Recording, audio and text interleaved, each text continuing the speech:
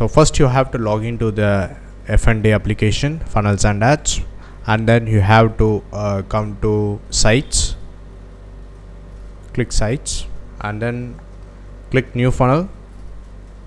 In that new funnel, name your funnel. Like I'm going to show you how to build a webinar funnel today for you guys. So click webinar funnel and then create.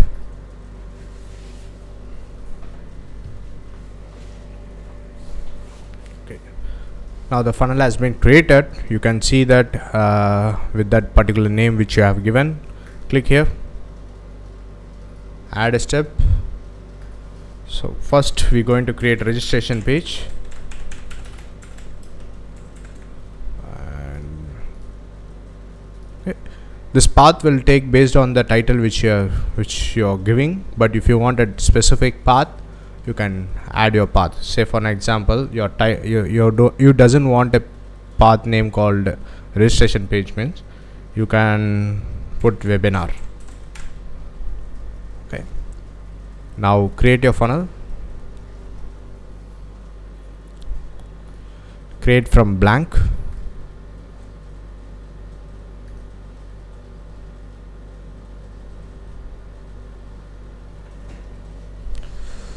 Now first things first, we have to finalize which width we are going for. First, the section I will show you.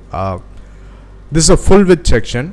If you want the entire page, if you want to utilize the entire page end to end, go for full width. Or if you want plus, I will show you the difference of wide. Wide is a little bit smaller. Click plus. See, the medium is a little bit smaller than above one, and then the small one.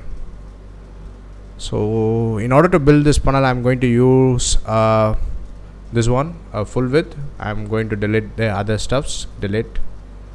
Click here, drag your mouse over this particular section.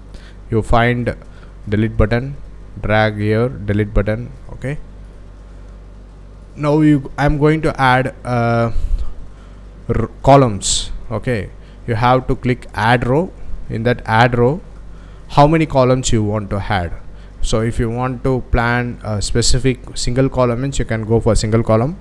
I'm going to add 2 column for this section, header section, 2 column.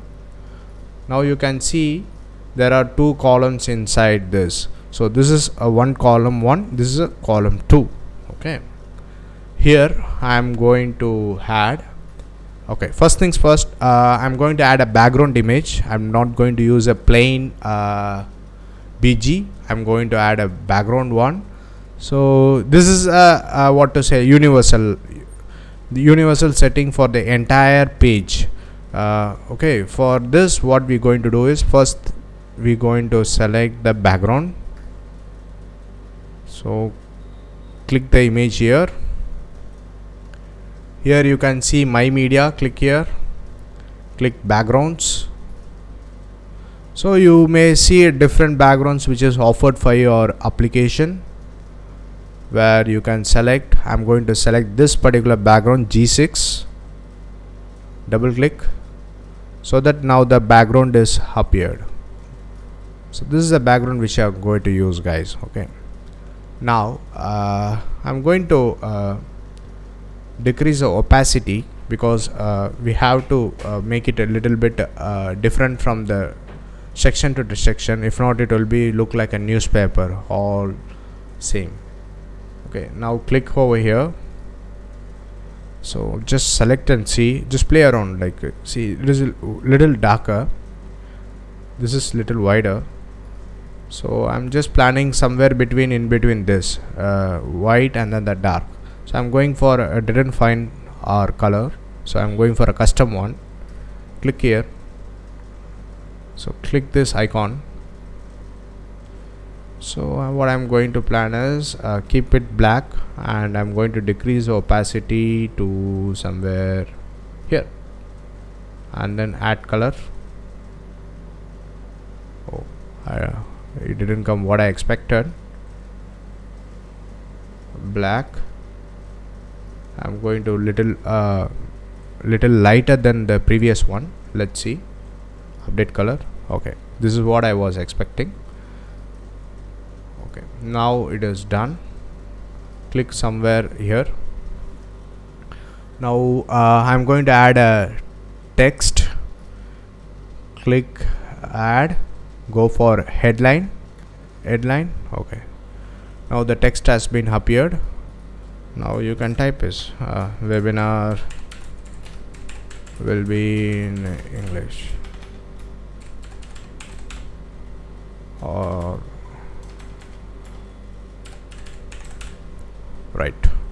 So this particular color is not suitable for the given background. Now I'm going to change the color of the text.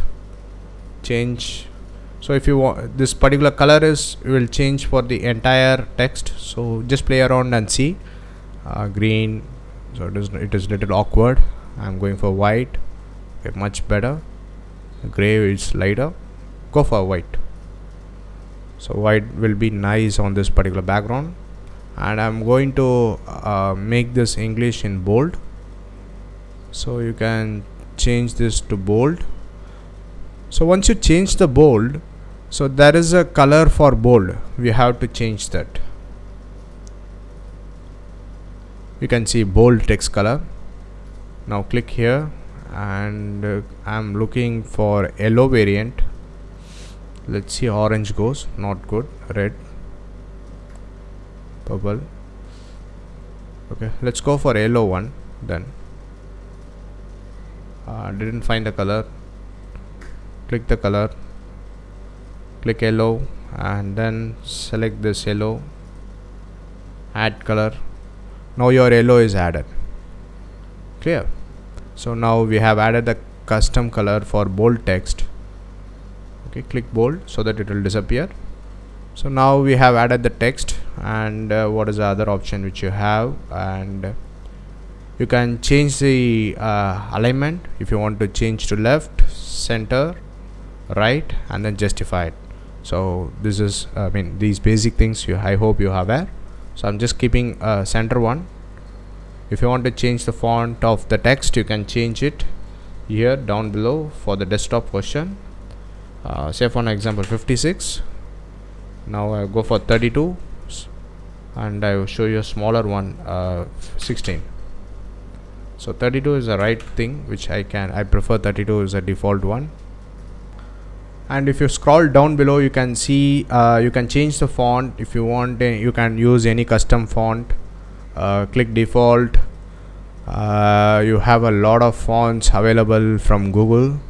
You have a number of fonts, you can play around it, but what I recommend is these are the 4 fonts: Arial, Lato, Open Sans, and Montserrat, or the formal one which will be suitable for all kind of websites. I highly recommend you guys use any of one of those, and my favorite is Open Sans. I will go for this. So Open Sans I have added, and if you see there is something called padding, and if you want to padding left, it will, from this box it will give space on the left. If you give, say it is giving space on the left.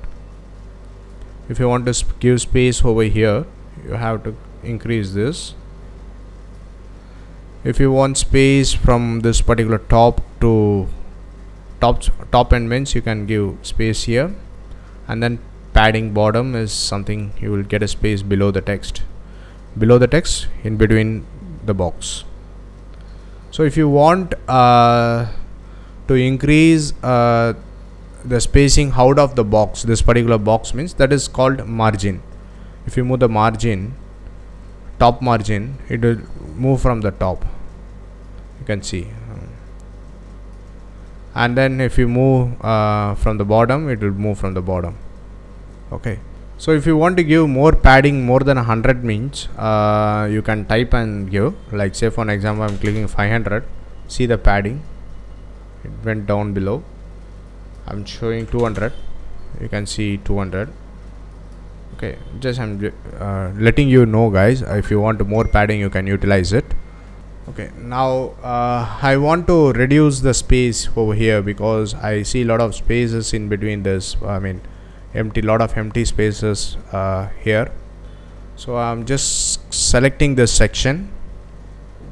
Here there is a padding for 2020. I will make it a 0 so that we'll avoid unwanted spaces. Now you can see, right, there is less spaces over here. Okay, now I'm going to add element here. I'm planning to add a timer, countdown. Click the countdown, and you can change the color to white. You can go for yellow for this. Here there is another color option, label color, which will change to white. So I hope this looks much better compared to the previous one. Float somewhere like center, right. You can see it is space around, it is utilizing all the spaces. I'll keep center, and then you can change the font. If you want, you can keep a custom font as we discussed. So you don't need to change each and every section. I mean, you don't need to change each and every headline. You can change it universally. Click the typography from Montserrat to Open Sans, so that all the header section will be on the Open Sans. You don't need to change each and every time. And for this entire page, we're going to use a default color of white. So we are going for white, and the link color, it's not required. Let's begin. So once you added the timer, you have to configure this. So you can see end time here. Today is 17. If your webinar is tomorrow, means you can click tomorrow 8 a.m. I mean 8 p.m. means, so that based on the time, that countdown timer will run. It is usually, it will be in New York. We have to change it to irrespective to your country. So in my case, it's Asia, Kolkata.